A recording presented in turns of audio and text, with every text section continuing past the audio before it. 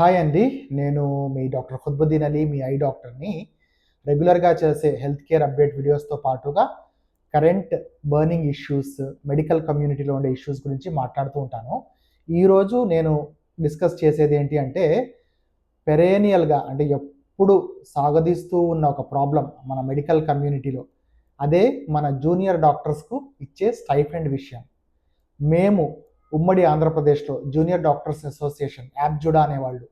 So, అప్పుడు కూడా ఎంతో యాక్టివ్‌గా ఉండి, అప్పటి నుంచి కూడా స్టైఫండ్స్ కోసం ఒక పాత బకాయిలు ఒక 6 మంత్స్ నుంచి, 1 ఇయర్ నుంచి అట్లా పెండింగ్ అయిపోయేవి ఎన్నో స్ట్రైక్స్ చేస్తే, ఎన్నో మెమోరాండమ్‌లు సబ్మిట్ చేస్తే, డిస్ట్రిక్ట్ కలెక్టర్‌తో కావచ్చు, ట్రెజరీ ఆఫీస్‌లో, సూపరింటెండెంట్ ఆఫీస్‌లో ఎన్నో సార్లు పోరాడితే కానీ మా స్టైఫండ్స్ కరెక్ట్ టైంకి వచ్చేవి కాదు. సో, సరే ఇన్నేళ్ళు అయింది, 10 సంవత్సరాలు దాటింది, ఇప్పటికన్నా ఆ ప్రాబ్లమ్ తీరిందా అనుకుంటే, రీసెంట్‌గా ఒక ఫ్యూ డేస్ బ్యాక్ ఒక వీడియో చూశాను. తెలంగాణ జూనియర్ డాక్టర్స్ అసోసియేషన్ నుంచి వాళ్ళ రిప్రజెంటేటివ్స్ చెప్తున్నారు. లాస్ట్ ఇయర్ అంటే 2025 జనవరి నుంచి జూన్ అప్పటివి అంటే మోర్ దెన్ 6 మంత్స్ బ్యాక్ సంగతి ఇది. అప్పటి బకాయిలు కూడా ఇంతవరకు వాళ్లకు రాలేదంట. సో, అది చూస్తే ఈ సమస్య ఇప్పట్లో తీరేది కాదు అండ్ ప్రభుత్వానికి చిత్తశుద్ధి లేదు అని అర్థమైపోయింది. ఎస్పెషల్లీ వాళ్ళు జూనియర్ డాక్టర్లు ఆల్మోస్ట్ ఒక 28, 30 ఇయర్స్ నుంచి ఆ ఏజ్‌లో ఉన్నవాళ్ళు కుటుంబం మీద డిపెండ్ కాలేరు. అలా అని వాళ్ళ ఇన్‌కమ్ చూస్తే కూడా స్టైఫండ్ అంటే ఏదో గొప్పగా ఉండదు. వాళ్ళకు చేస్తున్న 24 అవర్స్ కంటిన్యూయస్ వర్క్స్‌కి, అన్ని లాంగ్ అవర్స్‌కి ఏదో పీనట్స్‌గా ఇస్తున్న ఒక స్టైఫండ్ అన్నమాట. జీతం కూడా చెప్పలేం దాన్ని. దానికోసం కూడా వాళ్ళు ఆల్రెడీ వర్క్ చేసిన దానికి న్యాయబద్ధంగా రావాల్సిన స్టైఫండ్లు కూడా గవర్నమెంట్ ఇవ్వట్లేదు. ఇప్పుడు కూడా ఆ ప్రాబ్లం అలాగే నడుస్తుంది. దీన్ని బట్టి మనకు అర్థమయ్యేదేంటి 3 విషయాలు. ఒకటి, గవర్నమెంట్ అనేది ఒక గవర్నమెంట్ డాక్టర్స్‌కి, ఎస్పెషల్లీ జూనియర్ డాక్టర్స్‌కి వీళ్ళు ఎలాగూ ఏం చేయలేరు అనే ధైర్యంతో వాళ్ళ స్టైఫండ్స్‌ని ఒక బర్డెన్ లాగా అనుకొని టైంకి ఇవ్వట్లేదు. మీరు ఆలోచించండి, గవర్నమెంట్ ఎంప్లాయీస్‌కి సాలరీస్ కనుక డిలే అయితే ఎంత పెద్ద గొడవ అయిపోతుంది. కొన్ని రోజులు అవుతూనే దాన్ని పెద్ద ఇష్యూ చేస్తారు. అట్లీస్ట్ ఆ ఏజ్‌లో ఉండే వాళ్లకు కొంచెం బ్యాకప్ సపోర్ట్ రిసోర్సెస్ ఏదో ఉండొచ్చు. వాళ్ళకు ఇవ్వకూడదని కాదు, అందరికీ ఇవ్వాలి. వాళ్ళతో పాటుగా ఇలాంటి జూనియర్ డాక్టర్స్, యంగ్ డాక్టర్స్‌కి రావాల్సిన స్టైఫండ్లు కూడా టంచనుగా టైంకి రావాలి. అదొక్కటే వాళ్ళ సోర్స్ ఆఫ్ ఇన్కమ్, వేరే ఏమీ ఉండదు.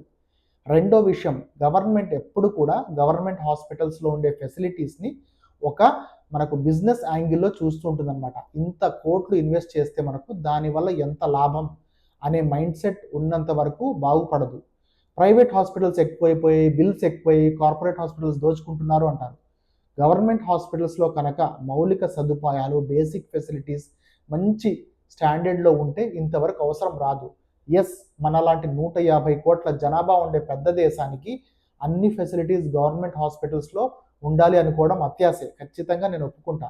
కానీ వీలున్నంత వరకు బేసిక్ ఇన్వెస్టిగేషన్స్ కానీ, రిలీజ్ చేసే ఫండ్స్‌ని కావచ్చు, కరెక్ట్ టైంలో చేయాలి. రెండోది, ఇట్లాంటి విషయాల్లో ఎప్పుడు కూడా డిలే చేయడం మంచిది కాదు.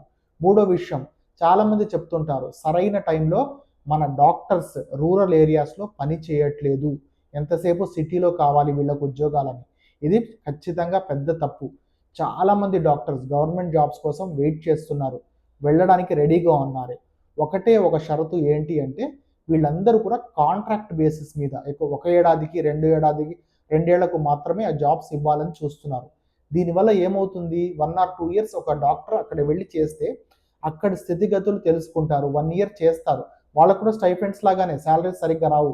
ఎప్పుడో 6 నెలలకో, ఏడాదికో వస్తూ ఉంటాయి.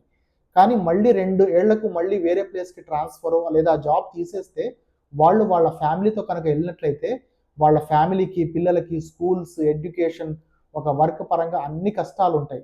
ఇలా 2 ఏళ్లకు, ఏడాదికి అటు ఇటు తిప్పుతా ఉండి కాంట్రాక్ట్ బేసిస్ మీద జాబ్స్ ఇవ్వడం వల్ల ఒక స్టెబిలిటీ రాదు. అక్కడి హెల్త్ కేర్ గురించి మార్చడానికి చాలా లాక్యూనే ఉంది.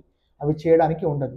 గవర్నమెంట్ జాబ్స్ కరెక్ట్ టైంలో కాంట్రాక్ట్ బేసిస్ కాకుండా ఒక ఫుల్ ఫ్లెడ్జ్‌గా జాబ్ ఇస్తే, స్టాండర్డ్‌ని, మెరిట్‌ని మెయింటైన్ చేసి ఇస్తే ఖచ్చితంగా చేయడానికి చాలామంది రెడీగా ఉన్నారు. ఎంతసేపు కూడా గవర్నమెంట్ ఆర్ఎంపీ డాక్టర్లని వాళ్ళను ప్లీజ్ చేయడానికి, వాళ్ళను సంతోషపెట్టడానికి వాళ్లకు అన్ని అధికారాలు ఇవ్వడం. వాళ్ళు క్వాలిఫైడ్ డాక్టర్స్ కాదు. వాళ్ళు బై ఎక్స్‌పీరియన్స్ నేర్చుకుంటున్నారు. వాళ్ళు తప్పు చేస్తే ఏమవుతుంది, ఎవరు రెస్పాన్సిబిలిటీ తీసుకోరు వాళ్ళు. ఈ పొలిటీషియన్స్ ఎవరైతే ఉన్నారో వాళ్ళతో లోపాయికారి ఒప్పందం, వాళ్ళకు పాలిటిక్స్లో ఎలక్షన్స్ టైంలో హెల్ప్ చేస్తారనే ఉద్దేశంతో వాళ్ళను ఎంకరేజ్ చేయడం జరుగుతుంది. ఇవన్నీ కూడా మెడికల్ అండ్ హెల్త్ అనేది చాలా సెన్సిటివ్ ఇష్యూ. క్వాలిఫైడ్ డాక్టర్స్ మాత్రమే వైద్యం చేయాలి. ఆర్ఎంపీ డాక్టర్లు కేవలం ఎక్స్పీరియన్స్ ద్వారా చేస్తున్నారు తప్ప ఎప్పుడైతే ఇట్లాంటి కాంప్లికేషన్స్ జరుగుతాయో దానికి జవాబుదారీ ఉండరు. ఆర్ఎంపీ డాక్టర్లు ఎందుకు ఉన్నారు అంటే డాక్టర్లు అక్కడ పల్లెటూళ్ళలో వైద్యం చేయడానికి సుముఖంగా లేరు అంటున్నారు. ఇందాక చెప్పినట్టుగా క్వాలిటీ సర్వీసెస్ స్టాండర్డ్స్ మెయింటైన్ చేసి జాబ్ ఇస్తే కనుక ఖచ్చితంగా చేయడానికి రెడీ ఉన్నారు.